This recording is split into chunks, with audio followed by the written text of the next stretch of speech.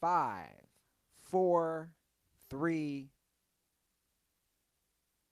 Welcome to the Dirty Sports Podcast. I am your host, Andy Ruther, coming to you live from the Smut Studio in Venice Beach, California, with my co-host, Joey No Chill Prano. Hello, Andy. Good morning, Joseph. Good morning. How is this Monday treating you? It's good. I got up about 7:50 a.m., gave myself that extra 10 minutes. You ever do that when you set the alarm? Sure. I'm glad I did. You gave yourself is that 10 minutes of laying in bed? No, just 10 minutes. I should say I wanted to do 10 minutes earlier just to give myself an extra 10 minutes to do things this morning. And how's it being back in Venice? It's okay. Yeah? I mean, I'll just be honest. We discussed it before we went live. It's been a week now. There's been some encampments. Basically, with the city putting up caution tape by the handball courts, which are next to the basketball courts, or This is my favorite thing, you coming back and noticing things that have been like that. Those homes inside the handball court, those people have been there since you left. They've been there. Yeah. That's the handball courts are now owned by there's an HOA there. There's a homeowners association. You have to have references to get in. Parking spots are divvied out on a first come first served basis. Yeah, that's been there for literally months. I think that was honestly there before you left. Yeah, probably, and you just didn't notice. But yeah, the handball courts are no longer handball courts, and probably will never be again because that's just a homeless encampment. Well, it's interesting talking to people who've been here a while. The mayor thinks Venice is headed back to 80s when it was a disaster. Now, he wasn't here yet, surprisingly, yet in the 80s. Yeah. But he got here in 91. But he knows about the 80s. And I was talking to some people yesterday. His hair was here in the 80s. And has been here since. Yeah. So I guess the 80s was kind of a debacle. Kind of like New York City in the 80s. Remember how crime-ridden and the murder rate was so high in New York in the 80s? I guess Venice was like that, and there's big concerns that it's headed that way. And I think you're right. Once you lose something, it's tough to get it back. Yeah. Yeah, it's amazing. I mean, every day something new. I see something new in Venice that boggles my mind. There is a full-on structure that has been built up on Venice Boulevard, like right where the library is. Oh, yeah, I saw that. Yeah. With bamboo walls. Yes. Like a full survivor hut. So if you made a right onto that small street. Yeah. I saw that last night. What used to be known as the Golden Triangle. Yeah. Which is now, I don't know, a shit triangle or whatever. Yeah. However, a full structure. There's running water in there. There's a TV. I like the survivor. Yeah, because there's like wicker and like bamboo. I'm gonna get a picture of that, put it on my Instagram. Yeah, it's unbelievable. I did go to the beach though. That was nice. We had a nice weekend. Yeah, it was beautiful. Yeah. Was the beach crowded here? Yeah, it was crowded. I biked about a mile and a half down. I went to Marina Del Rey on Saturday. Like I got up there kind of early. I was out there for hours, but yeah, it's good to see how hot the women are. Like I'm not saying that they're not hot in Ohio, but I mean, man, I was at the beach all day, and every girl is good looking, and even if they're not the hottest, they have a great body, and every dude's jacked. You're like, man, forgot how in shape everybody was. But you can have a yard in Ohio. Hey man, don't. So it's a balance. Don't front the yard thing. Although I do have some very sad news. Speaking of the yard, I had a picture sent to me last night. A squirrel has gotten the last tomato. Oh no! From the garden. Rip the garden. And I called my dad this morning. He said it was a disastrous year. Because you mocked Walt for standing outside and just staring at things. He was on squirrel watch the whole time. Yeah. He was just watching for squirrels. And then you shamed him. And then he was like, all right, well, Andy's making fun of me standing outside all day. I'm going to start just going inside and watching TV. Now the squirrels have taken over. It's honestly a lot like Venice, you know? Once the cops decided that they were only focusing on, people silently protesting police brutality, the squirrels have taken over every nook and cranny in the neighborhood. Well, I don't know if I fully agree with that assessment, but the Ruther curse kind of struck the garden. I mean, I planted everything this The year. Ruther curse is like a tornado that has run across the entire country at this point. Well, we just discussed it. Well, before we get to the Cardinals, I planted everything. My dad has never let anybody else plant. I planted every plant in that garden. And he said to me this morning, this was one of the worst seasons we've ever had for tomatoes. And I said, sounds like you're blaming me. He goes, I'm not blaming you. I didn't fertilize it enough, and there are things I didn't do that I normally do. I have extra nets that I set up to prevent the squirrels. But he goes, this was a bad season, especially for the tomatoes. Well, geez, Dad, I planted everything. But then I told you before the show, the Cardinals have played 5 games. 5. 5. My Cincinnati Reds have played 16 to compare it. They've played 11 less games. That's why I wore my Cardinals hat today. I was like, the Cardinals need some TV time. The Cardinals have not made an appearance on television in like 2 weeks. But get this, Joe.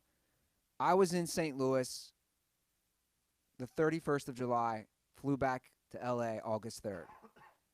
All the St. Louis Cardinals cases of COVID and all the cancellations started the day I arrived in St. Louis. The Ruther curse. I brought the curse to STL. Yeah, and you were in the Midwest, and now the Big Ten has decided to shut down football entirely. Yeah. Like, I got to say, the people of Ohio, if you take away Ohio State football, what do they have left, really? The macaroni chili? The spaghetti chili? Like, I mean, top 5 most important things in the entire state of Ohio. Where does Ohio State football rank? Got to be 1. It's up there. You always forget Montgomery Inn. You've never had Montgomery Inn. I don't. Well, that's ribs. Yeah. Okay. That's the thing that Eddie has had shipped to him that he loves so much. But I'm saying if Montgomery Inn shut down entirely forever, it would not cause the backlash that Ohio State possibly not playing their season has caused just in the last 24 hours. Just saying, you went to the Midwest and the Big Ten is canceled. Pac-12, are they going to follow? Because you followed out here to California. Stay out of the Southeast. Those SEC towns need their college football. Oh, college football's done. It's done. Put the kibosh on college football. I'm fine with it. Good. I know there's a lot happening in college football right now. There was a demand letter. There's been multiple demand letters. There was a really kind of hilarious Trevor Lawrence thread. There was the announcement basically that the Big 10, Big 12, Big 10 had voted. And what would that vote come down to? 12 of 14 or something like that? So every school supposedly last night voted against the season except... This is the athletic director or the presidents of the university? That's a good question. I'm not exactly sure. It's not the coaches because Jim Harbaugh wrote a long letter today all about his COVID cases and their number of cases or lack thereof. I don't know who voted, but supposedly everybody voted against the season except for Iowa and Nebraska. Because as far as, honestly, Nebraska will give Ohio a run for the money of things that they've got going on besides college football. It doesn't even compare. Nebraska. It doesn't even compare. You don't have Nebraska football. They should block off the exits. Where's anybody going? I've been to Nebraska. I've been through Nebraska. I have been to Lincoln, where the university is. That's not true. Actually, I did that comedy festival in Nebraska. By the way, lovely. I think Lincoln. I love Lincoln. O Street. That's the big street that they go out. If you go to University of Nebraska, fun street, tons of bars, but they got nothing there. Omaha's cool. Omaha's chill. I've spent some time in Omaha. But yeah, don't even disrespect my home state by putting Nebraska near the level of Ohio. And that's just disrespect. But it's gone, Joe. College football is gone, and I think they're lost right now.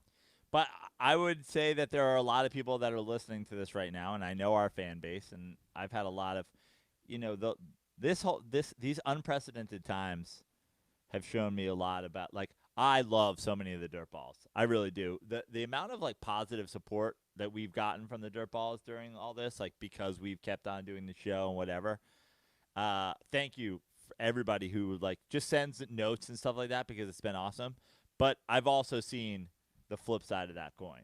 The flip side of that coin is the people that are there are people who are not have probably not put the nail in the coffin like you, Andy, that college football is done. They're hanging on. They need it. And also, you're woke just for saying it. And how dare you even want college football players to have rights?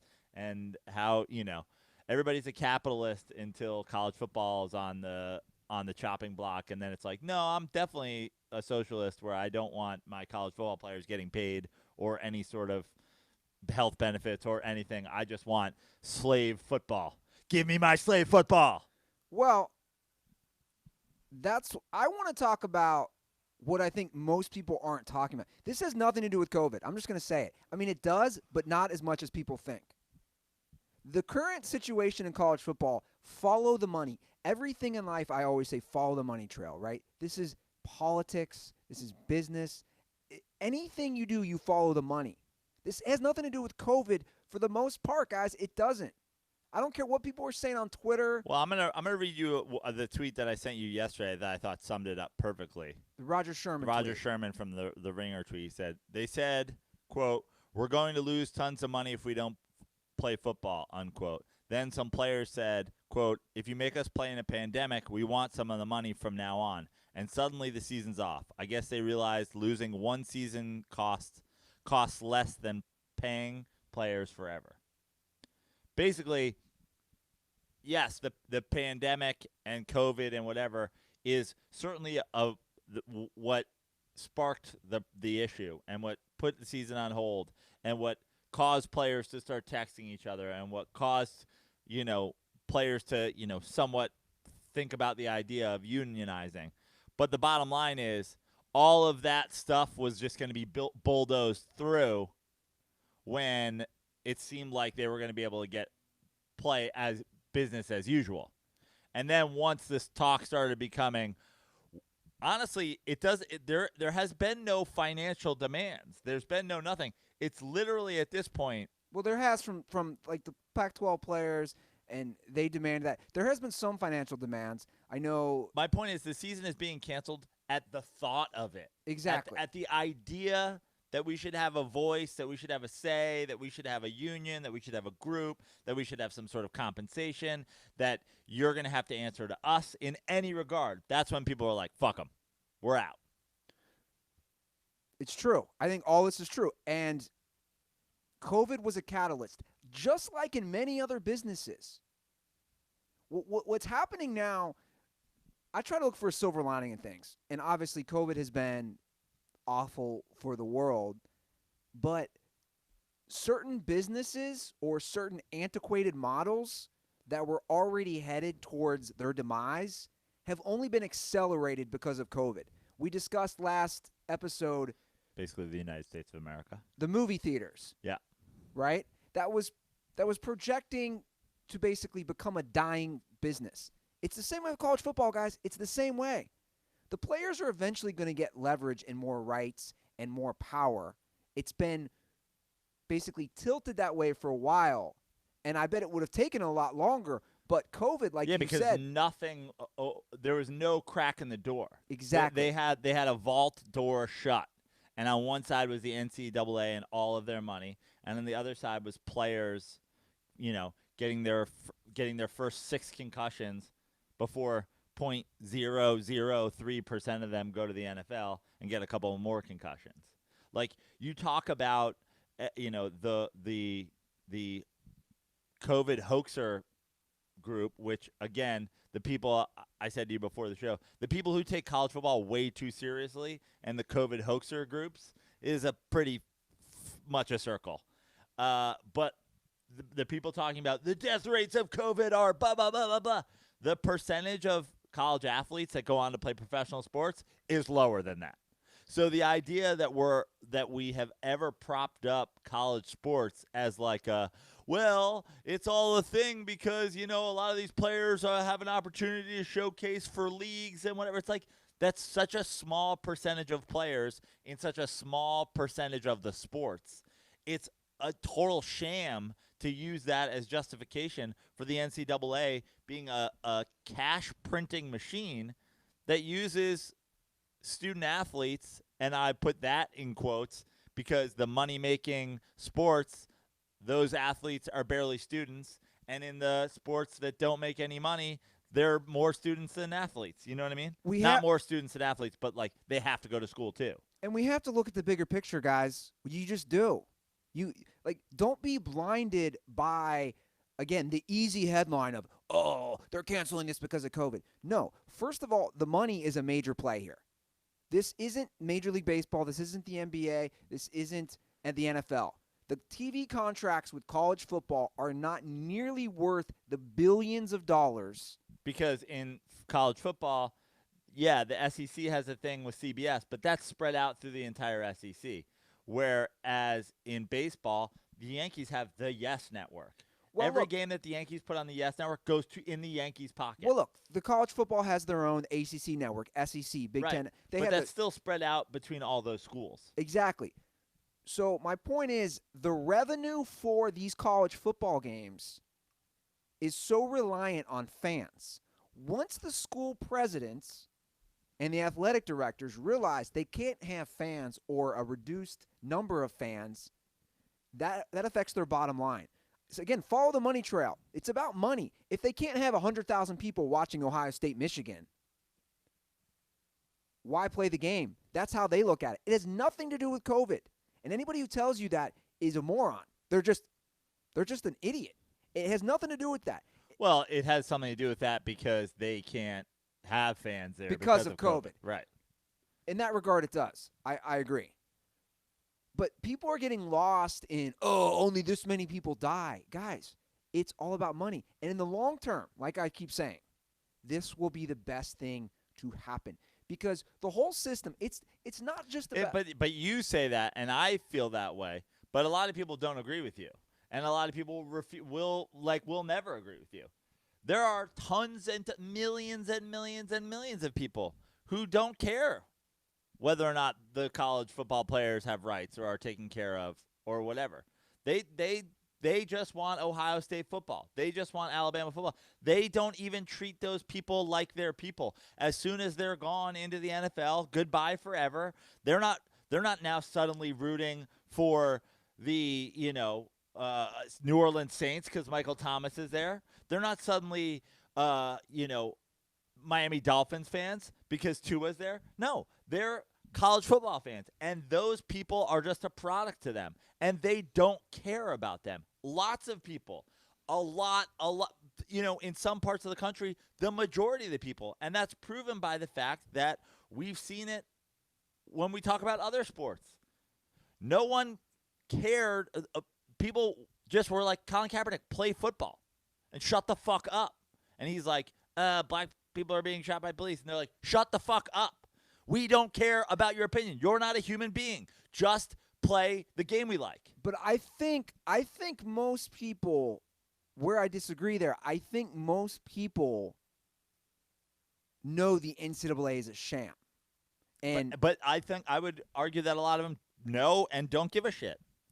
Because what's going to happen here is the domino effect is already in the process of ending the current state of not just football, college athletics as we know it.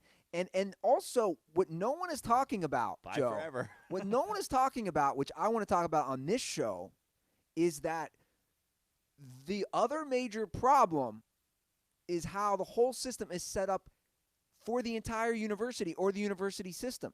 So why is Ohio State so reliant on football for the whole university? Not just the athletic program.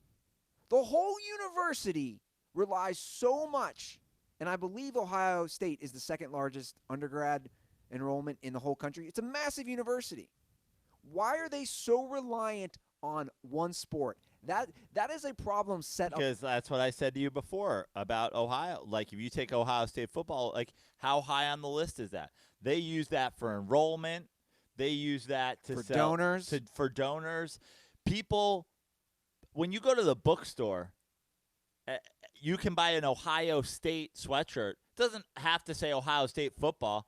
A lot of people buy Ohio State shit because that relates to their football team. Sure. You know what I mean? That, like, people say, oh, you're wearing an Alabama. Oh, did you go to Alabama? Like, if I wear a Lehigh sweatshirt around, people go, did you go to Lehigh? Yeah. If I wear an Ohio State sweatshirt around, people go, he's an Ohio State fan. Sure. It's like, it's different. They're using that as a thing. And this isn't the case with all schools. Stanford athletics, like, are good. Yeah, arguably win. I think, if you look over the last, 25 years, like, across sports, they win more championships across all college athletics than a lot of schools. But they also provide a great education. And again, this isn't for every school, but the best schools tend to not have the best athletics. And the worser schools tend to have better athletics because that's the divide there. Let's get 100,000 Ohio people to come here and be football fans. And that's their goal. And the Ivy League is like, we're canceling football, and we're going to be fine because all these people are going to go on to be, pillars of industry and politicians and scientists and whatever, and they're going to throw money back to this. They need it because that's what they're providing. But again, it's a university, right? Like, I just want to get back to the bare bones, which I think is kind of lost in the mix. The whole point of a college is higher education. And you could argue that the football program has nothing to do with the institution of education or higher learning. I've been saying that for how long on the show? So, through their connection, it's created this problem, which is obviously years upon years in the making. But it's also driven by capitalism, and that's how things kind of have played out. But again, the whole point of a university is to learn. But it's not really if it's that connected to the football program and the revenue that the football program brings in. And I would argue again, and by the way, I just want to recover my stance on this that I've talked about on the show. I'm actually not pro players getting paid. Yeah. In college. I'm pro getting rid of the players who are getting paid and making it a true place for student athletes. And let's take down the sham of a system that is minor league football and minor league basketball, masquerading as student athletes. And let's give those players who are going to go pro the opportunity to earn a living wage playing their sport, whether that be in some sort of minor league system or some sort of developmental leagues or whatever. It's the same way they do in hockey, the same way they do in soccer, the same way they do in baseball all around the world except for the United States, basically. Like, I am not let's play the players, but you said this is capitalism, but it's really not. Like, yeah, it's capitalism on one end, but again, they're taking advantage of these players by not giving them a single nickel for their athletic contributions that pay the majority of the way for the school. Now, the argument back would be they're getting a free education. Which, exactly, my point, which I am actually in favor of. Give them their education, and their education is free, and they go to school. Now, the problem is they have all these terrible rules about how they can't work and how they can't earn money, and all of that is set up in place to counter 200 student athletes in all of college sports who are going to get a sham job working at a fucking car dealership so that they go to the University of Texas so they can have a $60,000 a year job that they never show up to. It's like it's all a bullshit system set up to fuck over the 0.01% of them that could go pro today. Yeah. Let student athletes be student athletes. Let those other guys. You want to talk about capitalism? Let Jadeveon Clowney be a developmental NFL player at 18 years old. Because he was killing people at 19. He was murdering Michigan running back at 19 years old. They're dead. So Trevor Lawrence, how old was he? Like, he was 18 when he first made his start? And everybody knew, and now we're still waiting. Trevor Lawrence is writing letters because Trevor Lawrence is like, I've been the number 1 overall pick for 2 full years, and now I don't get to play? Yeah. He should have been able to go the second he proved it. Sure. Instead of writing some nonsensical tweet thread about how if he's under fucking Dabo's thumb, he's going to be in the Clemson bubble. But if he has to go over his hometown, he's just going to go out fucking to parties, start making out with random people. Like, dude, you're either smart enough to not fucking put yourself in a position to get COVID, or you're not. And the idea, when we've seen it time and time, how many fucking videos of student athletes doing dumb shit, Baker Mayfield running from cops, people getting into fights at fast food restaurants, all this stuff have we seen. The idea that they're going to be at school doing football and therefore not be doing dumb college kid shit is so ludicrous. You know what proves that they're going to do dumb shit? Trevor Lawrence's tweet thread. Because it's dumb as shit. And also, you're dumb as hell at that age. Exactly. Regardless of if you're an athlete. I was a complete and utter moron probably until 30, but especially from 18 to 23. But, dude, there's athletes that go on to be pro athletes that do all this dumb shit. Like, the idea that, like, it's ridiculous. I mean, just in theory alone, it's dumb. If I don't have a coach around, I'm just going to go crazy. I'm going to go to keg parties.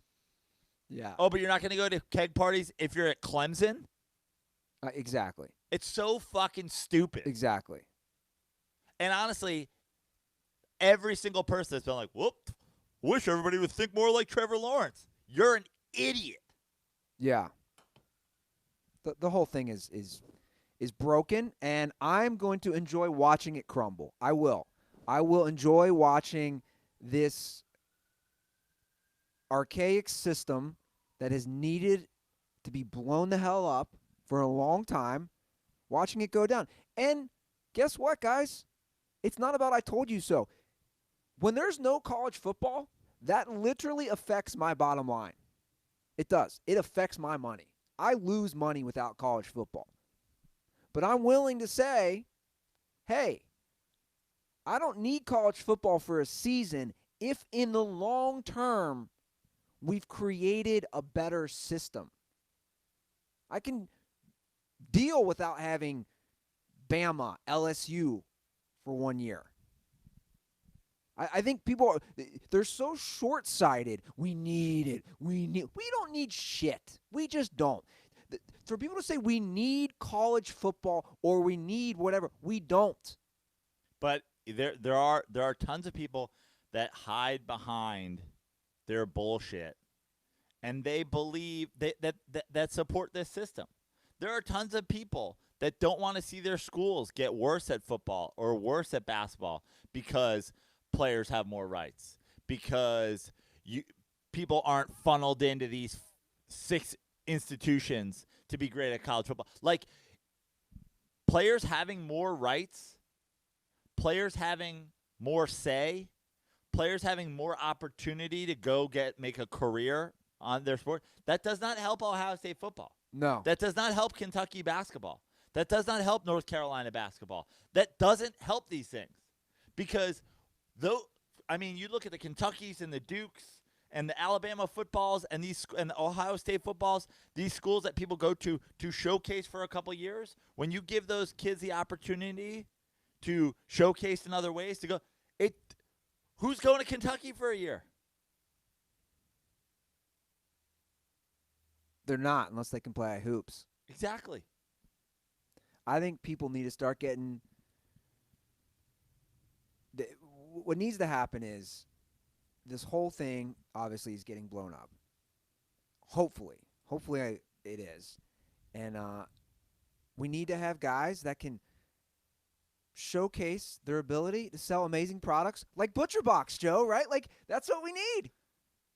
That I'm about to do an advertisement for ButcherBox, which, by the way, is a great product, But if I went to Clemson, I couldn't get on a podcast and say, hey, Butcher Box delivers quality meat directly to your house. Yeah, Butcher Box is fantastic. And you know what? I have some news to break to the people in Ohio and the people in Florida and the people in Texas. You can just cook steak. You can just cook ribs. You can just cook burgers. It doesn't have to be because you're watching college football. Just eat a steak on a Saturday for fun. Yeah. Make some chili on a Saturday, cuz. Each box has 9 to 11 pounds of meat, enough for 24 individuals. So you can get the whole family together down in Tuscaloosa, and you can cook you some delicious, antibiotic-free Butcher Box meat. And after that meal, you can yell, "Roll Tide, y'all!" Guys, get you some Butcher Box. We even have a great discount. Actually, I take that back. We do not have a great discount. I don't know what we have. Just go to butcherbox.com/dirty. Get you some meat, like I'm saying, directly to your house. I like that. I love it. It's the best thing ever. My thing with Butcher Box is I do most of my shopping at the supermarket, and I'm not really a fan of the meat quality I see in most of the supermarkets around here. And it's like, why go to a specialty store? Why do I have to go to the supermarket and then go to a specialty store for my meat when I can just go to the supermarket and get all the things I need and have Butcher Box deliver my specialty meats at a better price to my door? Exactly. So go to butcherbox.com/dirty.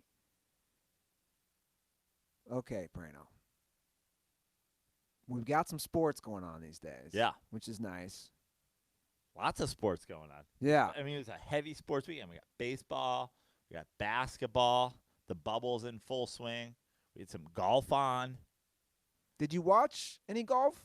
I watched a little bit. I still, It's tough to watch. it's tough. It's such sleepy time stuff. Like the idea, everybody these days, and we're all guilty of it, on playing on our phones while we're doing other stuff. Like, I'll do that when I'm watching shows half the time now. I binge watched Perry Mason all weekend, and I just tune out. It's really hard not to tune out during golf. I watched a little bit of it, but maybe I wasn't interested because Tiger Woods didn't play in the tournament. I don't know. Maybe I've been told that's a reason why golf ratings do well, or there was no interest in. I think that's true, though. Yeah. I mean, I don't know. I tuned in the afternoon, and I guess he withdrew before the weekend or something. I don't know what happened. But I tuned in around like noon yesterday or something like that. I got to say, the other thing about golf is it was nice that it was a West Coast thing. So it was going later, because usually, golf on the East Coast, they're wrapping up at 3 o'clock. Because they were playing at San Francisco. Right. They were playing in San Francisco. I did see I saw maybe an hour, 90 minutes worth of golf on in the background, which was the end where this. I couldn't believe what happened at 15 at San Francisco. Did you see what happened? No. A homeless guy shit in the hole. Yeah. I mean, as LA, we can't even make homeless jokes. We have like 10 times the amount of homeless people in San Francisco. Do we? Like I told you, there's a battle. We've I think discussed. there's 5,000 or 6,000 homeless people in San Francisco. There's like 100,000. No, there's more than 5,000 in San Francisco. Something like we have a lot more. Oh, we do. We have like 60 to 70,000 homeless in LA. San Francisco's got to have more than 5,000. I don't know. We have a lot more. I know that. We have like 10 times the amount. But anyway, it's a solid joke regardless. That course looked fun. It's cool that they were playing it at like a Muni, It's cool they were playing at like a public course there. Course looked tough. I did see the one shot that everybody's talking about. I guess that was on the 16th, where the dude, hits his drive to 13 feet of the cup. And then is it pronounced Morikawa? Yeah. 23 years old. 23. Went to Cal. Yeah, went right up the road to Berkeley. So he's probably played a lot of those Bay Area courses. Lots of good golf up there. I think I read he had played it maybe 6 times. Mm-hmm. That course. That's good to have that kind of handle on it. For me, watching golf, especially now that I'm playing more golf, I'm more interested in the course and the scenery itself than I am like what these guys are doing, because like I don't know. It's like I like bowling, I like playing darts, but I don't like watching people do it. You know Yeah. what I mean? There's because in a way, I guess there's still a lack of like an opponent. Sure. You know what I mean? This is just like, and I am well aware, and anybody who watched 2 Weeks to Pebble knows I'm well aware that golf is a game. You're competing with yourself. It's a mental game. You're competing with trying to focus every single time. You have to basically focus on focusing, but like, it doesn't. I don't take a lot of joy in watching these guys just like try to stay focused. I'll watch golf long enough to like see the whole course and then be like, okay. You want to hear what my buddies learned about me with that round we played in St. Louis? I played better when my buddy would bring up good sexual experiences I've had with girls. While you were hitting? Like right before I'd hit, he'd be like, yo, think about blah, blah, blah from that time and so. And I'm like, yeah, that was pretty awesome. And then I'd have a good hit, a good shot. Yeah. So my buddy learned. My buddy was like, dude, we figured it out with Ruther. You just bring up a good, positive sexual story. This is like a well-known thing. I mean, it's your happy place. That's what he was doing. You know what I mean? Yeah. A midget with the pitchers of beer, riding a tricycle. I never thought of it. Yeah, he went full Happy Gilmore on me. Yeah. And it was. He'd be like, yo, think about this and that. I'm like, By the way, when Happy Gilmore came out, you could say midget. I meant to say little person on a tricycle holding pitchers of beer. Canceled. you couldn't even do that scene now. Yeah, no. I do that. Do you do that, Joe? I do that all the time where I'm watching movies. I was hanging out at the Mayor's yesterday with him and one of his buddies, and we were cooking some food, and Varsity Blues was on in the background. And we were just saying we don't even think John Voight could even portray how big of a dick he is. I don't even know. To high school football players now in a movie. I have no idea. Like, everything's changed so much. But, yeah, that was my happy place. And you and I, we're going to golf on Thursday? We're going to golf on Thursday after the show. I was even going to say. Who's our threesome? Oh, it's just twosome. Me and you. A little side bets? Yeah, sure. I mean, you have more experience than me. I'm terrible at golf, so don't. Although I did play 20. We're gonna play Penmar. And this is par 3. No. There's par 4s there. I think it's a 30. I think it's 9 holes. I think it's a par 34. So what there? I believe there's 6 par 4s and 3 par 3s. Okay. So where we're going to golf is right near Andy Lazarus lives. And no lie, outside of the Penmar golf course. Oh, it's a homeless bonanza. I'm talking, guys. I mean, lining the entire course. It's like a half mile. At least a quarter of a mile. And Penmar's famous. That's where Harrison Ford crashed his plane. Andy Lazarus is talking about like introducing a cannibal to the community there. He wants somebody to just start eating people there. And I was like, Andy, I think we need to document. I asked Andy, I go, Andy, what would you? I was like, what would you pay to like remove the homeless thing here? Because he's talking about his, home value. Yeah. Like his property value. It's probably going down. Yeah. And he's like, I would pay $10,000 to clear out the homeless thing. And I was like, well, you don't need a cannibal. I was like, let me get my brother John on the horn. John's definitely got, for $10,000, John's got a plan. It's like a quarter to a half mile of tents. We need to video this. Yeah. Outside the fence on the sidewalk along the golf course. And then across the street are all $1 million and up homes. Yeah. That's what's so crazy about the situation is like a massive homeless encampment, a golf course, and then multi-million-dollar homes. Well, it's a municipal golf course, so it's L.A. owned, which means L.A. City is just like, whatever, sure, live on our golf course. But yeah, we're gonna play there. I was gonna even say to you, if you want later today, we could head over to the range. Maybe. You can get a bucket in before we play on Thursday. You know, You want to go cold? I kind of like going cold. Go cold. I'm playing the day before, so I'll be playing. I'm playing Wednesday, Okay. and I might hit the range today. So I'm gonna have a lot of practice. I don't know if I'll have time. I got something tonight. I gotta get my workout in. I'm being diligent on that. You gotta get those miles in, fam. Do your thing, dog. Yeah. Did feel good for that beach sand to touch my feet yesterday. Did you run yesterday on the beach? I did. My right foot is jacked. I need an MRI, but I'm not paying for that right now. Ever since I injured it 2 months ago, I'm fighting through the pain, but I mean, how long can you do that? Like, how many miles can you put on a foot that's clearly damaged? I don't know. I don't run, and also I have a whole damage issue, so I'm not running anywhere. Yeah. I wasn't running before I was hurt. That knee, man. Yeah.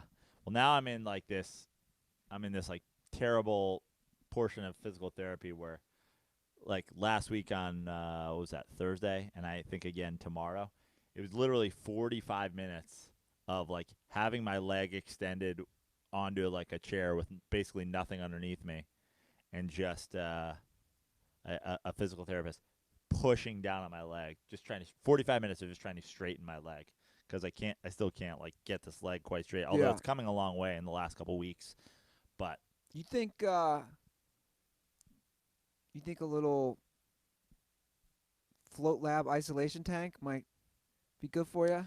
I don't think so. You know what has been helpful more than the float lab isolation has been that CBD we got. Oh yeah, that CBD has been like the Cushy Dreams. I smoked some of that Cushy Dreams, and then I just lay out, and I've been doing it myself. So now my thing is, at home I put my leg up on my bed. I sit in a chair. I have 2 pillowcases tied together, filled with books on either side, and I just hang it on my knee, and I just keep puffing that CBD, keep smoking that Cushy Dream just to stay relaxed, try to get that knee extended. Yeah, guys, Cushy Dreams is amazing. Is the bomb. I was smoking it this weekend, so I finally watched episode 9 of Star Wars. Okay. Gotcha. The Rise of Skywalker. Yeah. And I was smoking Cushy Dreams, which again I love because it's smokable CBD, but you don't get all baked. It's a nice, like for me, it was a nice thing to get me nice and relaxed. Guys, it ships directly in all 50 states. There's no worries. You can smoke your CBD. It's like a high-quality marijuana. It feels like marijuana, and it tastes like marijuana, but it's just CBD. The THC is under 0.3%. I love those pre-roll joints. They also have it in the flower. It comes in indica, sativa blends like Energy, Hustle, Relax, and Dream. Go to cushydreams.com and get 15% off your first order. That's KUSHY.com. Smoke your CBD, fam, and you will feel good. And we're already talking about 2 different experiences. Is it cushydreams.com or it's cushy.com? Cushydreams.com. KUSHY dreams.com. Yeah, it's great. Love the pre-roll joints. Yeah, I think the stuff's fantastic. It's been great for my all kinds of physical relaxation, all kinds of working out and PT and post golf and pre golf. Because that's the thing with me and the golf is like, everybody's like, oh, now all of a sudden you love golf. It's like, it's fun for sure, but it's more that it's like I really can't do anything.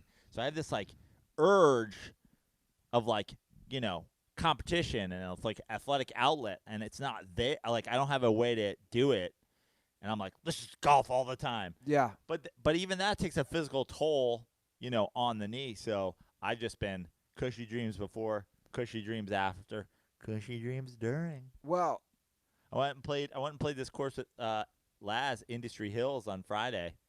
That was terrible. That's a difficult course out there. It's like in Industry City. Cushy Dreams mid-round to make sure I didn't stiffen up. it's also helped my foot. like I was talking about. After, an 8-mile run, it's very sore. I'm telling you, try the pre-run. Ooh. I will. I'll try that today. Yeah. By the way, I think, and I don't know, maybe it's too quick to judge. I think maybe that last Star Wars was the best of the new 3. I didn't love it. I kind of thought the first one of the 3 was pretty good, or maybe But I almost they're all feel like, kind of blending together. yeah, I almost feel like I need to rewatch. Yeah. I didn't love any of them. Me either. Yeah. I liked Rogue One a lot. Rogue One was good. I liked the Han Solo one. Yeah, it was okay. I didn't love it. It was a little too like origin story. Like, I know that was the point, but it was like we always have to do that now. Like, everything's setting up a franchise, so it's always like, let's go and see how he became Han Solo. Yeah. God, here we go. that was my guy growing up, man. As a kid, I wanted to be Han Solo so much. As I like, feel like you and Laz need to hang out. Laz is like Mr. Indiana Jones. Laz lives by the mantra, what would Indiana Jones do? You guys are just Harrison Ford slurpers. oh, I'm a fan, man. I mean, I was obsessed as a kid. Me, I'm a big regarding Henry, So It's a good movie too. yeah. Ritz. Regarding it, that's a good one to throw out there. Yeah. That's a good movie though. Yeah. He had a good Harrison Ford had a solid run there for a while. My buddy had a great Harrison Ford story. He was in a Whole Foods in Brentwood, probably. I don't know. That's where I ran into Harrison Ford, was in Brentwood as well. So that must be his neighborhood. He said he's at a Whole Foods. Harrison Ford is there, and he is like he just does not want to deal with people. And dude, you're one of the biggest stars. You've been one of the biggest stars for how many years? You're just walking through a Whole Foods shopping. Good luck with that. And he said he had that look through the checkout line. He was checking out right by him of like, no one talked to me. But also he would make it worse, by doing this. Yeah. Like looking all around, making sure no one's approaching him for pictures, to say hi. And it was just like, and I don't know why that makes me laugh so much, because it's like, dude, you're Harrison Ford. Yeah. I saw Harrison Ford at a baseball field in Brentwood. I think he was watching his kid play. He was there with Callista. And he was the same thing. They were kind of like up in the corner, and he was just like, there was a very clear, like, like those like little racks of bleachers. Yeah. That are like by every LA baseball field. He was like up in the corner, and it was very clear, like, it was social distancing before social distancing. Like, I don't know if he was making people not sit near him or whatever, but there was like a little aura around Harrison and Callista and everybody else is kind of like packed in. But I also heard a good story. Ben in Venice, our boy Ben Goldsmith, who actually has your golf clubs right now. I'm going to get him back from him today. He told us he was a waiter at a restaurant in like Brentwood or Santa Monica, and Harrison Ford came in and was ordering, and he just said, he was like, I don't know if he was high or what, but like, it was like he had never ordered food before. He's like, all right, what's your name? Ben? He's like, Ben, what's the deal with these meatballs? And Ben was like, they're meatballs? You know what I mean? He said like everything he was asking was like, yeah, meatballs are really good. And he's like, but tell me about them. He's like, he was like, I didn't know what to do. Like, how do you explain? There's all this pressure if you're talking to Harrison Ford. How do you explain to Harrison Ford? Like, how do you even conceptualize that Harrison Ford doesn't know what meatballs are? Yeah. And needs them explained to him. He was like, they're like ground meat formed into the shape of balls, and then we like pan fry them, covered in sauce. They're meatballs. And he's like, yeah, let's get some of those. He's like, okay.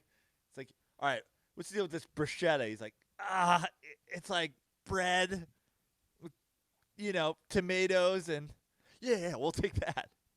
It's like the it reminds me of the time that Michael Keaton made me try the wine because he didn't like it. Did I ever tell you this? No, love that though. So he used to always come in the Hotel Oceana. I love that. I'm a Michael Keaton stan. Yeah. I'll take Michael Keaton 10 times out of 10 over Harrison Ford. So he used to always come Give me into Michael our Keaton all day. he used to always come into our restaurant to eat, and he's kind of eccentric too. I mean, I think when you get to that level You of get to a certain point of fame, yeah. If you play a superhero or if you play Indiana Jones, you're in Star Wars, the whole world knows you. You just don't even know what to do. so he used to come in, and sometimes he'd bring. I don't know where he lived. He lived close by, and sometimes he'd put like a gorgeous girl up in a room too. And that's when I learned his real name was Michael Douglas. I didn't know that until whatever. So he comes in one night, and I'm waiting on his table, and he was always particular about his wine, and he tries whatever red wine it is. And obviously, you know this. Even when I did drink, I was not a wine guy. I knew nothing about wine, even though we'd have to sit through those training classes at the restaurant. So he's like, come here, man. It's like, I think the wine's kind of off. It's like, I'm not feeling it, man. It's like, pull up a glass. And I'm like, oh, God. And like, I pour, like he wants to watch me drink the wine. So then I grab the bottle and I pour a little into a cup for myself. And he's like, what do you think, man? And I was like, I didn't know what to say because I'm not a wine guy. You should have been like, my name is Andy Ruther. I run the original Frat Boys of Comedy. I was like, I don't even know good beer. I wanted to look at him and just be like, I'm Batman. Yeah. I don't know what you want from me, dude. I know. I would have been like, I got to be honest, Michael Keaton, I don't know wine, but also you're Michael Keaton. You can send back good wine. I think the hotel's going to fucking give you a new bottle. Exactly. It's like, dude, if you don't like this. Yeah. I don't think they're going to bust your balls about it. Beetlejuice. Yeah. No one gives a shit, man. Yeah. Just say, you don't want the wine, you don't want the wine, you don't want the wine 3 times, and it'll disappear. In fact, you don't even have to go full Beetlejuice. Just say it once. Are they redoing Beetlejuice? I don't know. That was the talk for a minute. I just rewatched Beetlejuice the other day. It's like one of my dad's favorite movies. Yeah, it's good. It's solid. What's funny is like it goes so fast if I haven't watched Beetlejuice start to finish in a while, but like the plot of it's like crazy, and obviously it's like a wild story and Tim Burton and all that stuff, but like it goes like the actual plot line of Beetlejuice goes so fast. Yeah. I got to rewatch it. Have you been watching The Bubble? The NBA bubble? Of Yeah. course. Yeah. How about this TJ Warren? I had a moment yesterday or 2 days ago with TJ Warren where I was like, man, I feel bad for the Pacers. They're going to trade TJ Warren for like some no-namer and a bunch of draft picks that won't work. And I was like, oh, wait, they're not the Knicks. They're the Pacers. They're definitely going to keep this guy, and he's going to be good for a while. Like, yeah. they have like a second superstar. I mean, not superstar now, but they have a second star, and they have a great team already. But they have if he plays like this, they have a second star, which Phoenix gave him $50 million for 4 years, I believe, like last summer. Like, they believed in him. So he has shown this before, but he didn't work out, obviously. They gave $50 million for him. Yeah, and now that was the cash considerations. And now, well, that was Phoenix's deal for him last year when they signed him. Oh, okay. And then Indiana traded for him. So, but it was cash. They basically paid cash for him. Right. So, but basically the trade was for we'll give you cash consideration, but now obviously they pay his contract. Do you know what I'm saying? But the point is, it was just like I had a moment where I was like, this guy comes out of nowhere. This story's over. He'll be, they'll give him to some other team for a first round draft pick 10 years from now that won't work out. And then I was like, oh no, that's just my team. Only my team does that. Only my team fucking makes the worst decisions every time. But Pacers are gonna be fine. In a way, we didn't know who he was, but he was a solid 18-point-a-game guy. Right. No, I mean, he was a top. I knew who he was. He was a top 15 pick. This is a whole other. This is next level. Whole other leap. But I'm saying he was a top 15 pick. Yeah. He went to NC State, so not exactly, a big powerhouse basketball school. I could be wrong, but I'm pretty sure it was $50 million that Phoenix gave him. So like he had believers. He's just shooting so well. I'm telling you, it's the bubble. It's the actual physical size of these courts. All of these guys are talking about it. It got pressed for like a minute that this was like a thing, but if you really dig in and you like you Twitter search it, Google, like the guys talking about the lack of a backdrop, the lack of a big arena behind the basket, the fact that there's basically the court ends, it gives them depth perception like they're playing in a gym. This is how these guys really shoot. Well, it hasn't helped the Lakers. Right. They're shooting the worst. They're shooting 25% from because three. they don't have great shooters. They have the worst field goal percentage of the bubble, the worst three-point percentage of the bubble, the lowest points per game in the bubble. You don't seem worried. If I'm rooting for the Lakers, if I'm a Lakers fan, I think you need to be worried. I mean, they look abysmal offensively. Well, I got to say, first of all, I'm not a Lakers fan, so I'm not rooting for the Lakers. I'm just saying that in general. Right. But when it comes to, like, if I were a Lakers fan, would I be worried? Yeah, I guess. But at the same time, I'm not. You can't be that worried because who is playing exceptionally well? Like, the Suns are playing well. The Pacers are playing well. But when you look at, we went through it probably a week ago now when you got back. The Blazers are playing well. Right. The Blazers aren't even a playoff team right now. Yeah. But when you look at it, we talked last week about this time of, it's going to be Lakers, Clippers for the Western Conference Finals, the Bucks in the East. The Clippers aren't playing well. The Bucks aren't playing well. So I think that there's well, the Clippers just beat the Blazers without Kawhi. And then they lost to the Nets. True. They lost to the Lakers team that you're so worried about.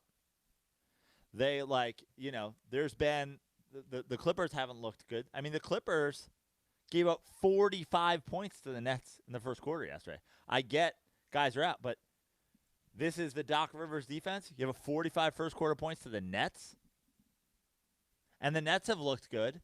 But my point is like the bubble is changing everything in numerous regards. First of all, the shooting thing. You have guys like TJ Warren who are like losing their mind.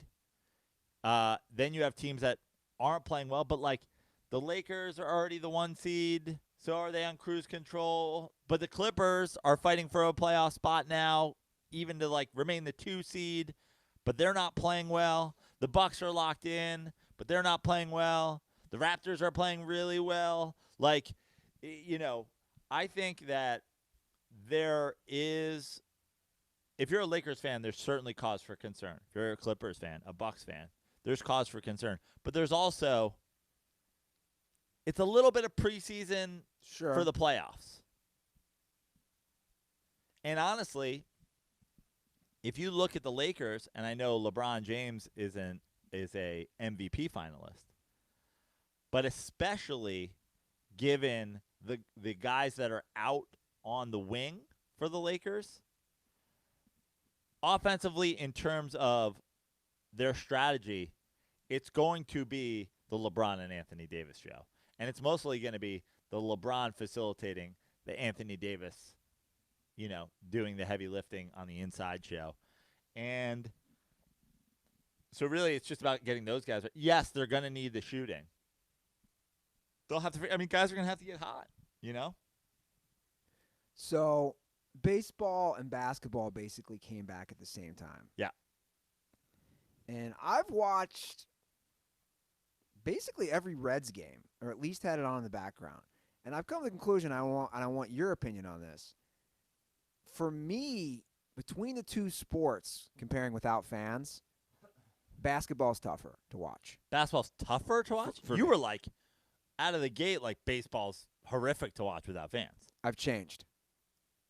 I think the basketball's awesome. But I almost prefer the basketball bubble. Interesting. Yeah, I've now 16 games in for baseball. Yeah, I take back what I initially said. I've kind of gotten used to it. Basketball, I just struggle, man. I just want to see some fucking fans. I don't know. What do the fans provide you?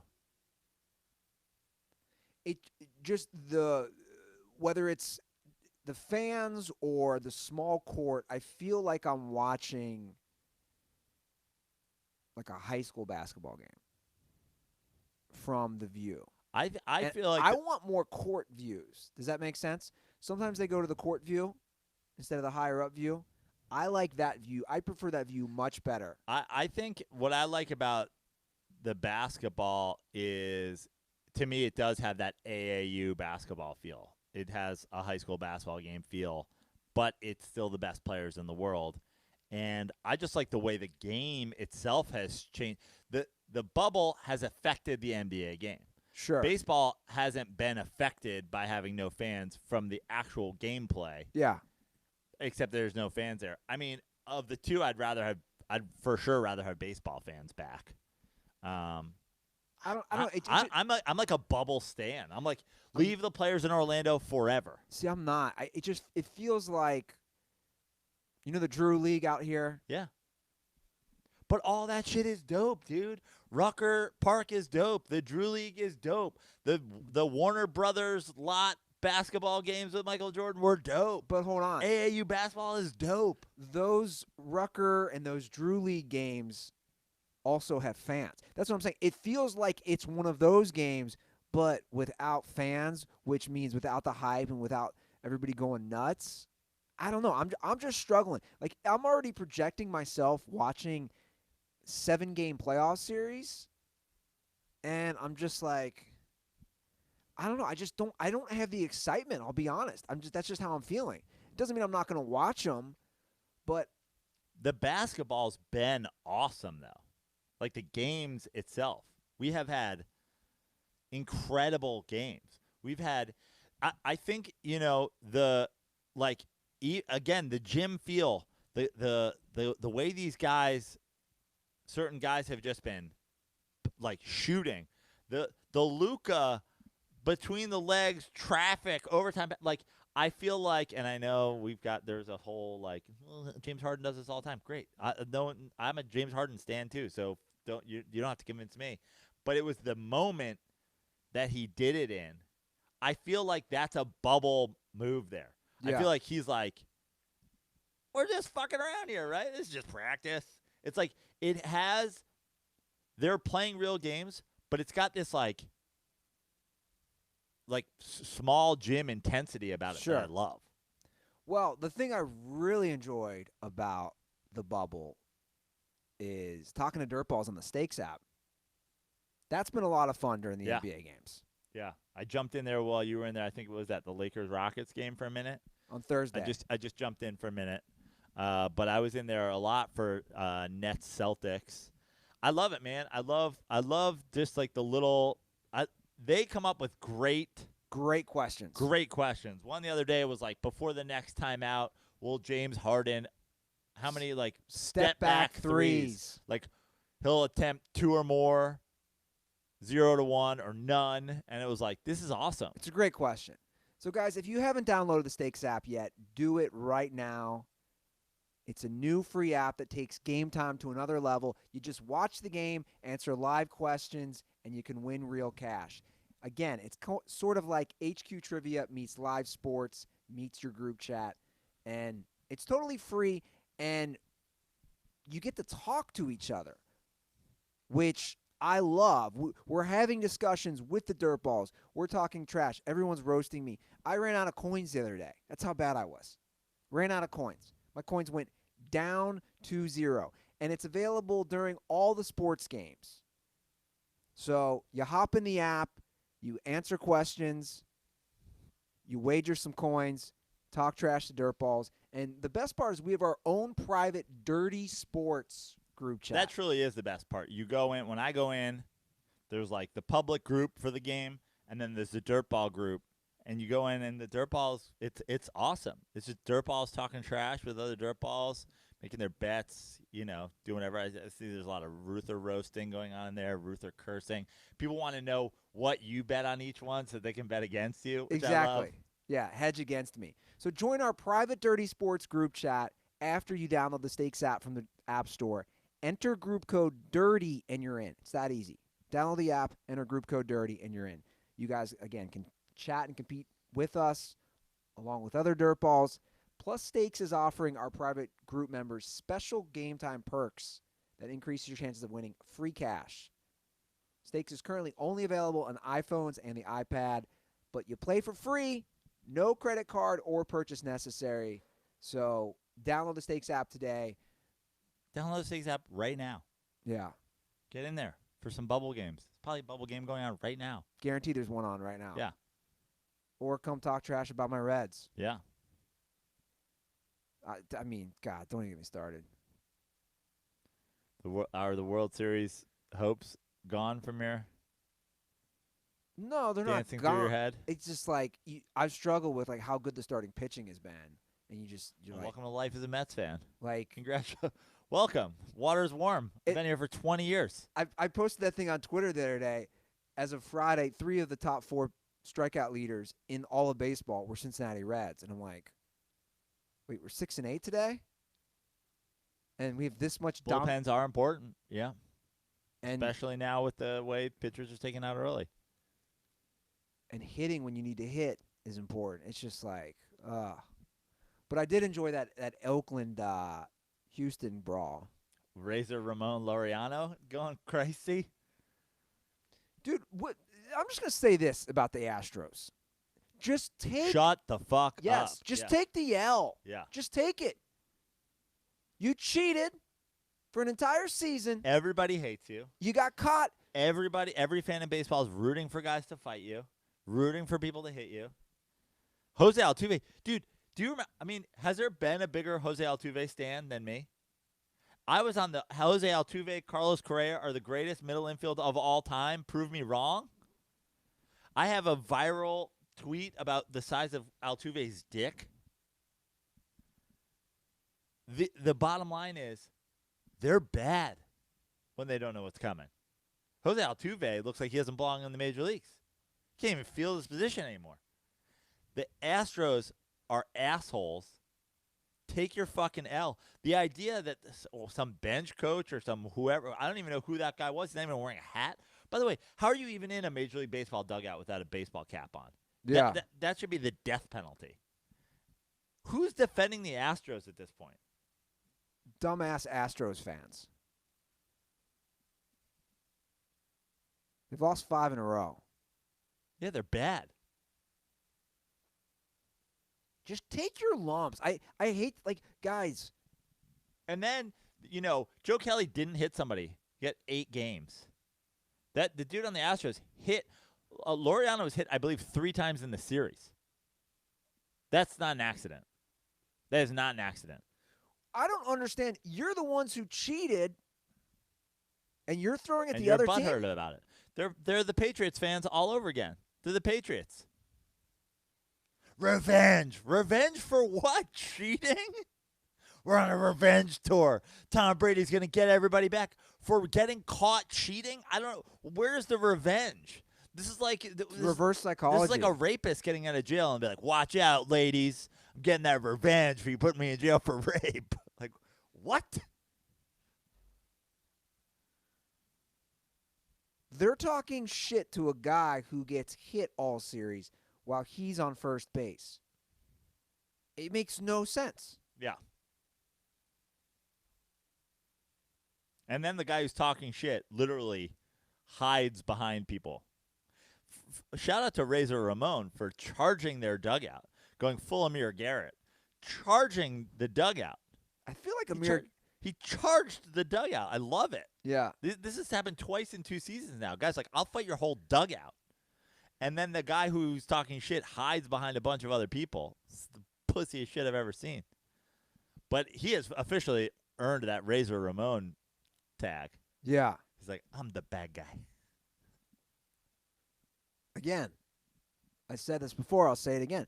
I don't think I've hated a team more in my lifetime as much as I hate the Houston Astros. And they only give me reason to hate them more every single week. Yeah. Dude, you cheated. You got caught. Take the L. It's fine. Like, move on. I've never wanted to see a team fail more. And I'm taking great pleasure in watching them play poorly. Yeah. Everybody is, except for douchebag Astros fans. Which is funny because every tweet under it, there's like 5 of those guys. They all, you know what's funny too? I've noticed about the douchebag Astros fans on Twitter, they all have like their background picture or their profile picture It's like the trophy. is like Correa or one of the guys holding up the trophy. Yeah. Yeah. That's the equivalent of like the wraparound sunglasses hat in a car photo. No, it's the equivalent of a Patriots fan with like the Tom Brady. Yeah, yeah. The Tom Brady like 6 ring hands. Or like Tom Brady's body with a goat on his head. But we've all seen like the MAGA compilation. Yeah, I've seen that. Yeah, like we could do one of those with Astros. There's a by the way, there's a funny opposite of that one. It's just all the triggered people, and there's a few funny ones of those out there. Yeah. I mean, Astros fans are like quickly moving up my list as far as. But there are those people that are under every. It's like amazing that there's 5 of them under every tweet, and like they're like it is some when like it really does remind me of that same kind of vibe. Like it's like today. Did you see the video that was going around today of like the black teenagers with cops drawing their rifles on them? Yeah, I saw it. Like, and then there's under that there's 5 people that are like, well, maybe we should hear the full report. It's like, okay, but like also those people were getting attacked. You know what I mean? And so it's the same thing. There's 5 guys under everything now. Everything. It doesn't matter how absurdly in one direction it is. It's one guy trying to fight all the Astros for cheating. They're like, oh, well, yeah, he didn't make it super far into the dugout, though, did he? And you're like, okay. He tried to fight the whole team for being a bunch of cheaters. Let's see the video of fucking the A's doing it. What about what about the Dodgers or what about the Red Sox is like, what about Chicago? Like the whataboutism that crosses over everything on social media now is so gross. Well, I think sometimes what about can make sense, but unless you're pulling it out of nowhere. But it has to apply to what the fuck you're talking about. The what about the Dodgers has nothing to do with the fact that people hate the Astros. What about the Red Sox? Okay. When the Red Sox fucking get drilled, we can talk about the Red. What does that have to do with a guy in the Astros division wanting to fight the Astros for being cheating fucks? Maybe Razor Ramon wants to fight the Red Sox too. We'll deal with that if they ever get back to cross-divisional baseball play again. What about the Red Sox? They cheated too. Shut the fuck up. It's like your team cheats. Literally the whole world is your team cheats now.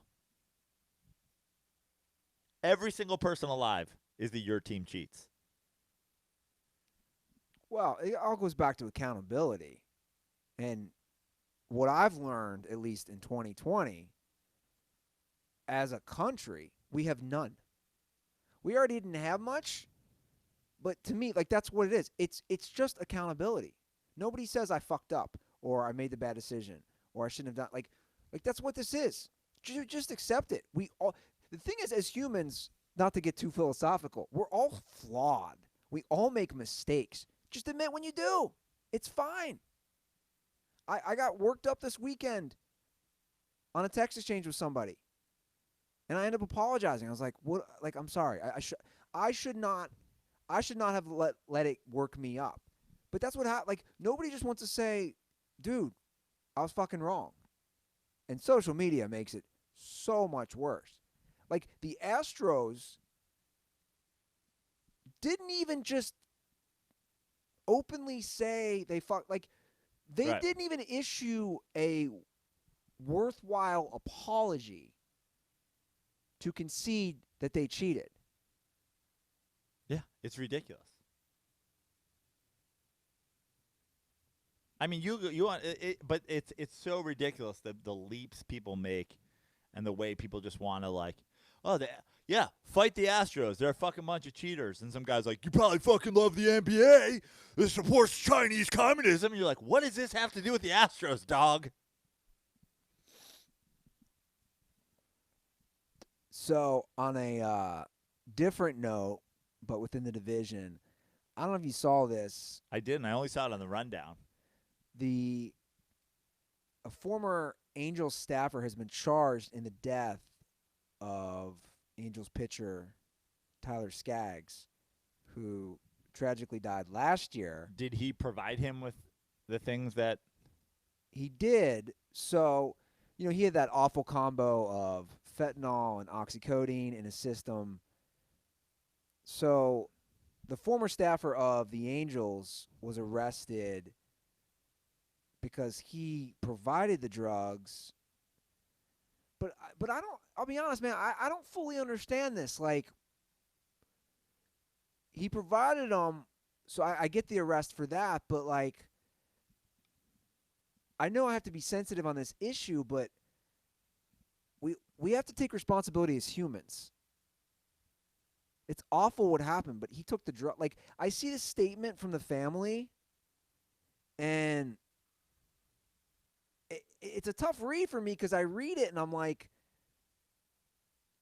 it's kind of like, I haven't read it. I don't. What was the guy's? Was he a team doctor? Was he a team?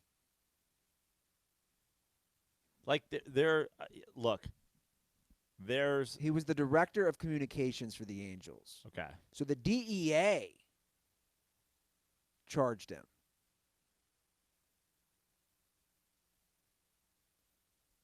Yeah, I mean, I'll have to read the story. This is This I'm is sure this the is what I don't. charge isn't murder. This you is know what I don't mean? like about the family statement.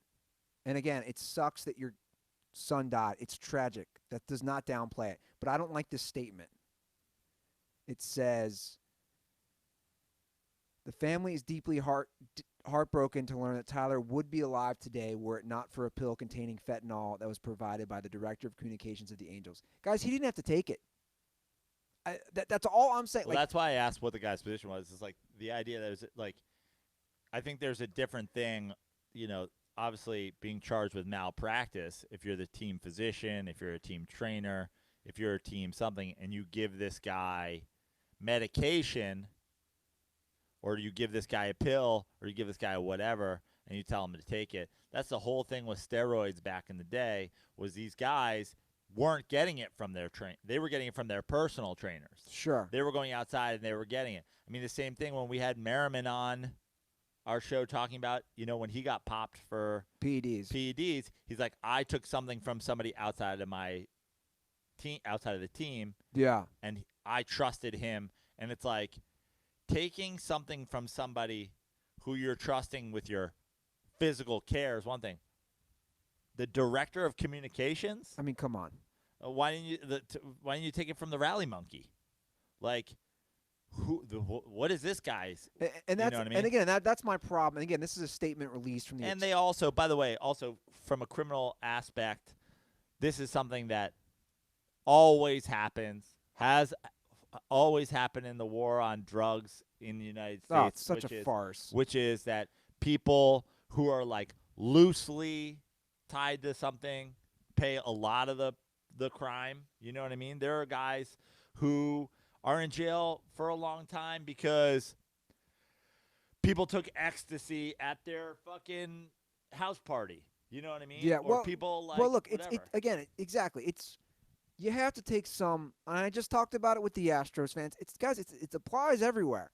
The personal accountability. Now I'll have to read, the details of this more, but like just the idea of asking you the pertinent details of he was the director of communications. I don't really know why a guy's listening to him in terms of what he should or should not take anyway. Yeah. And like I said, it doesn't downplay the sad nature of the story, but you're 27 years old. You're old enough to understand what you're putting in your body when the director of communications, maybe he didn't fully understand, but like Joe's saying, it's not the team doctor. Well, the fentanyl thing in the United States is a big problem. Fentanyl is deadly. But it's also being used to be cut with things, or whatever, and then people go, "Oh, we found it in there," and it's like, "Oh, he didn't know he was taking fentanyl. He thought he was doing this and doing that," and it's like, "But you were still doing those things. You were still taking you were still taking drugs from somebody that you shouldn't trust, and then they put some bullshit in it." I'll tell you what, guys. I've been, and as I get older, even more. I am so anti-pill. Obviously, I know you just had knee surgery, so maybe I don't know as well because I haven't been in those shoes. But I am big anti-pill. We have a serious opioid crisis in our country. I think it's garbage. But here's the thing. This is like a perfect example. I had knee surgery. I am not anti-pill. I was like, give me the painkillers.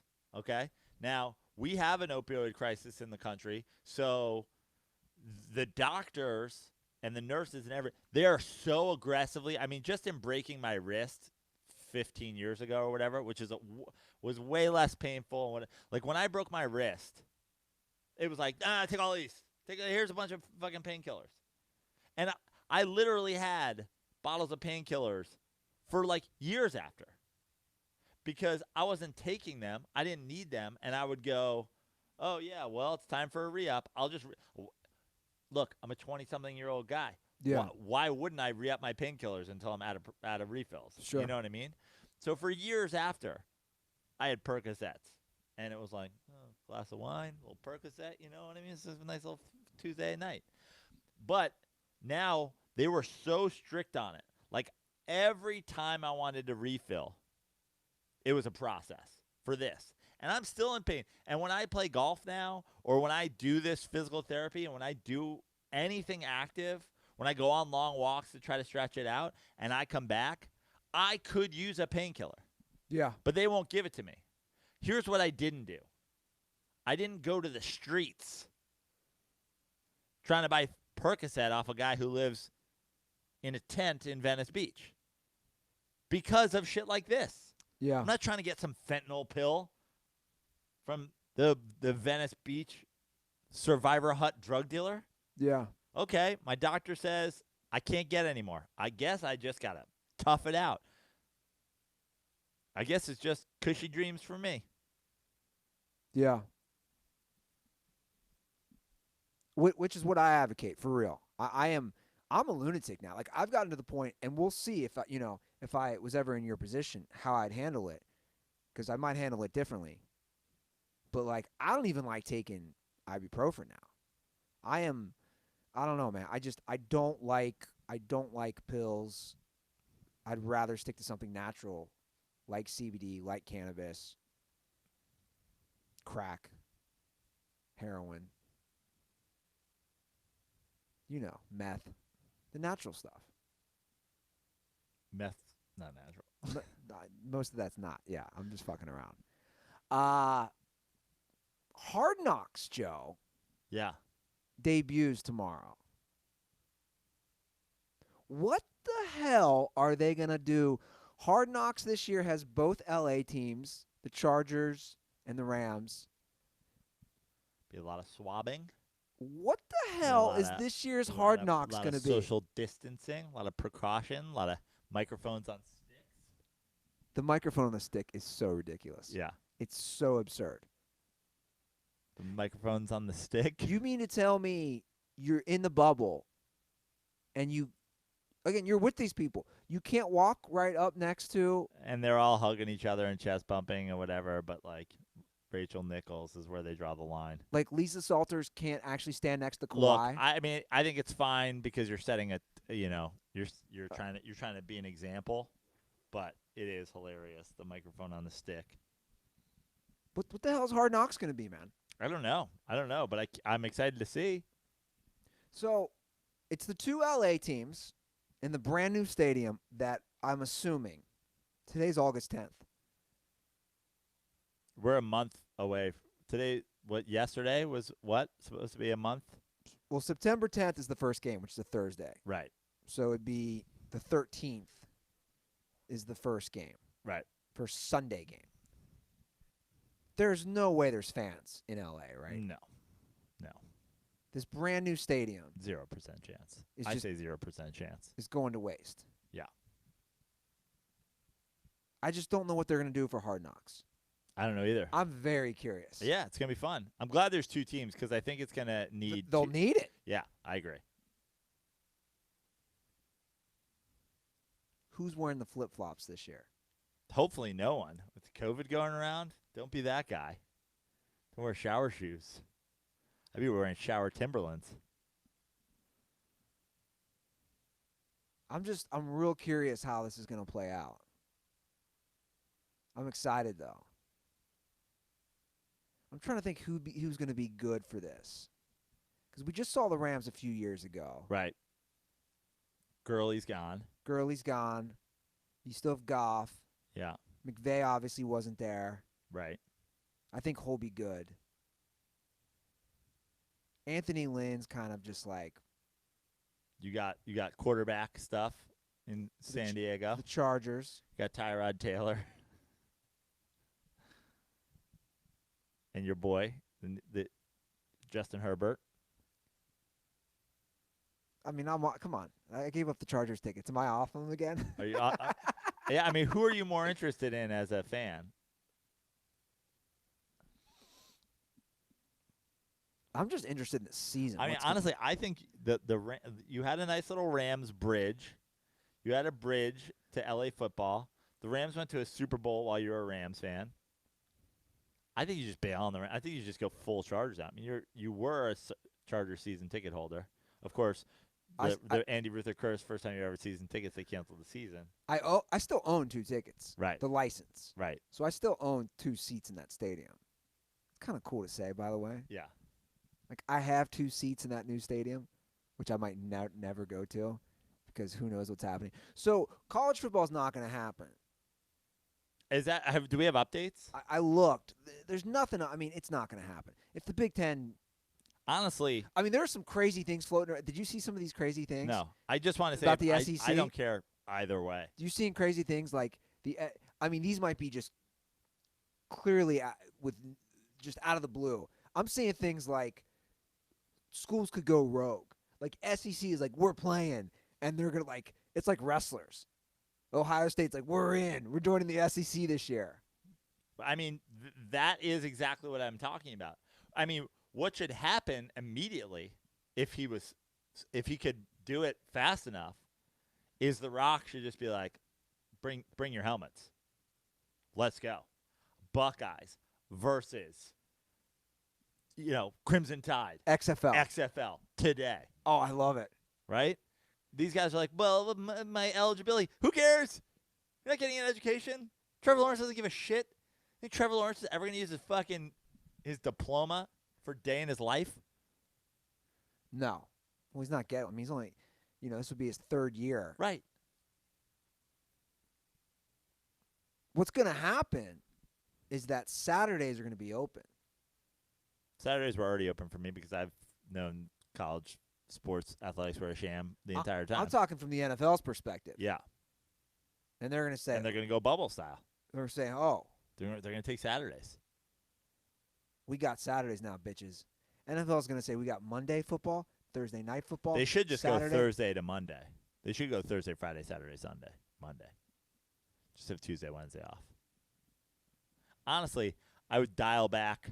You have no high school football either, for the most part. I don't even know. Yeah, a lot of states don't have it. There's no high school football in California. I would dial back. I would move Thursday to Friday. Friday Night Lights, Saturday, Sunday, Monday. It's a 4-day weekend. NFL. How many wives or girlfriends in America hate the thought of NFL happening Thursday through Sunday? Monday. Yeah. Thursday through Monday.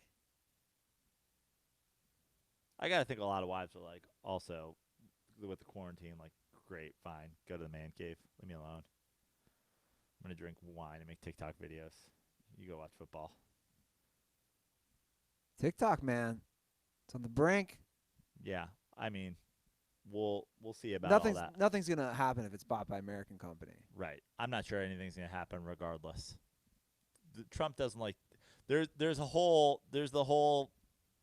like 2 different things here.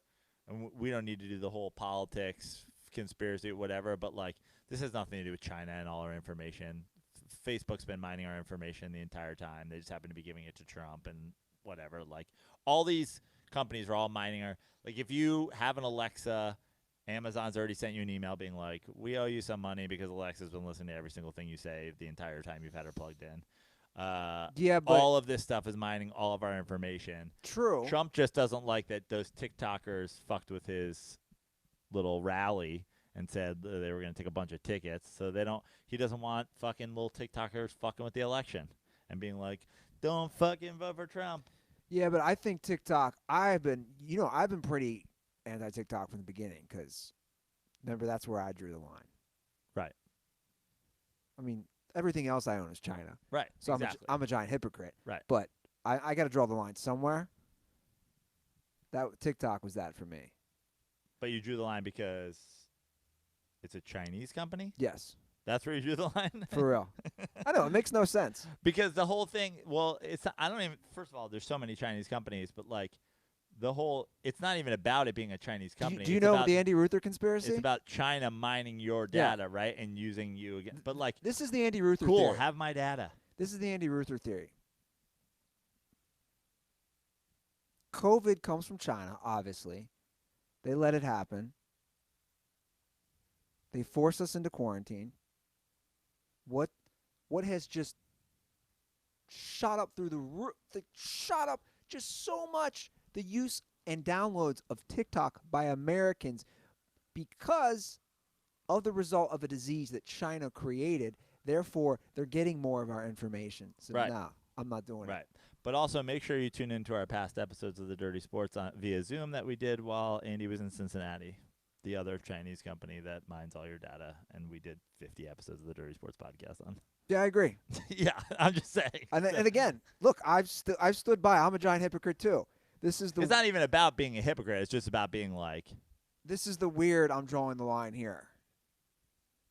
Plus, to be and by the way, cool. That's like it is about the hypocrisy and drawing a line. It's like if Trump really believed that it was a Chinese thing that he has wanted, then that's a different story. But I actually don't think that has anything to do with that. He's also making his ties in China still, and and like giving all of everybody's information is being mined through. Well, I mean, how many times has Facebook been accused of just stealing all of our information and selling it to everybody who will pay them for it and whatever? But it's okay because Mark Zuckerberg is American. Like, is he? I don't know. He's a robot. Exactly. He's like, AI. He doesn't care who's buying it. Yeah. Like, he doesn't give a shit. He's just selling it.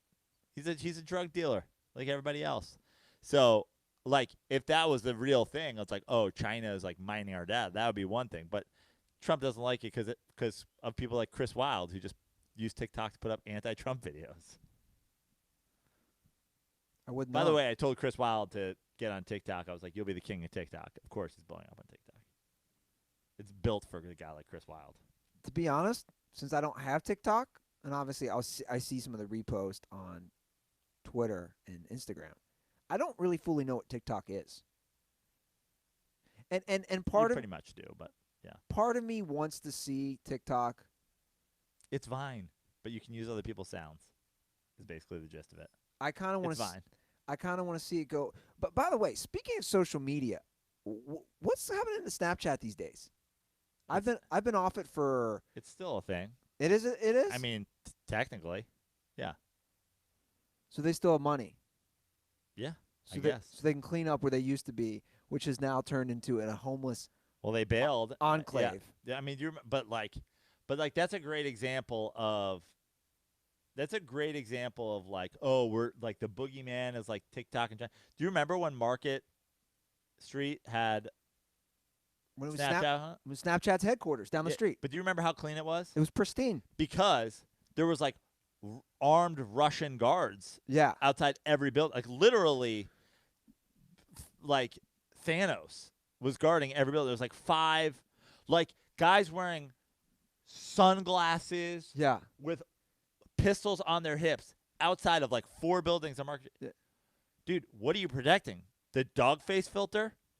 Like my point is unless they're doing evil shit, they don't have armed guards outside. So Snapchat was up to some equally evil shit. I used to always. What if they come in and they figure out the next thing we're going to do is turn you into a unicorn?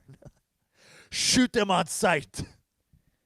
When I used to go to your place, that's how I would go. I'd walk down Market Street because it was filled with security and the street was pristine and I felt safe. Now, that street, it looks like Mad Max. Because Snapchat left, and now there's nothing on the street, so no one to call and complain. And so now it's homeless village.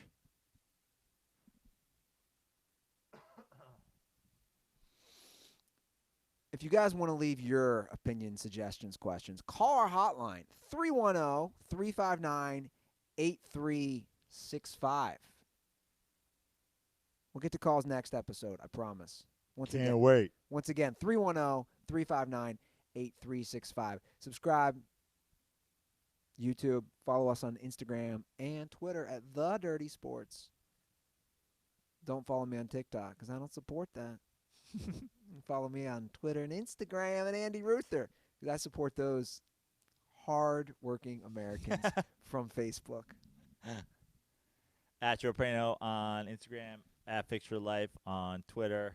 I don't know who owns Venmo, but I'm at Joe Prano. Hopefully it's an American company. I think they're owned by PayPal, right? Like we're the safe, reasonable people. Like gotta trust America. Yeah, hopefully at Joe Prano on Venmo. Yeah, that's I don't really have anything else. We're gonna golf on Thursday, post show. We'll have to or just have to get some side bets going. I'm down for side bets. What time's our tee time? 1:10. So we're gonna have to start. That's something we should announce right now. Start a little early on Thursday. What time do you think we should start this on Thursday so that we can be out at Penmar for a 1:10 tee time?